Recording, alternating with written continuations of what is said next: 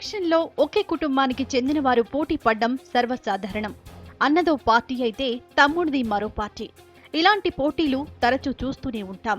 ఈసారి ఎలక్షన్లోనూ అలాంటి ఓ నియోజకవర్గమే నిజామాబాద్ జిల్లాలోని బాల్కొండ అసెంబ్లీ సెగ్మెంట్. ఇక్కడ అత్తతో అల్లుడు డి అంటున్నాడు. మాజీ స్పీకర్ కేఆర్ సురేష్ రెడ్డి ఆయన మేనత్త అన్నపూర్ణమ్మతో పోటీ పడుతున్నారు. బాల్కొండ నియోజకవర్గం నుంచి 4 సార్లు ఎమ్మెల్యేగా గెలిచారు సురేష్ రెడ్డి. ఆర్మూర్ నియోజకవర్గం నుంచి అన్నపూర్ణమ్మ 2 సార్లు ఎమ్మెల్యేగా నెగ్గారు. సురేష్ రెడ్డికి అన్నపూర్ణమ్మ మేనత్త. దీంతో నియోజకవర్గంలో వీరిద్దరి మధ్య పోరు ఆసక్తికరంగా మారింది. 2009 అసెంబ్లీ ఎలక్షన్స్ లో బాల్కొండ నుంచి ఆర్మూర్కు షిఫ్ట్ అయిన సురేష్ రెడ్డి కాంగ్రెస్ తరపున పోటీ చేశారు.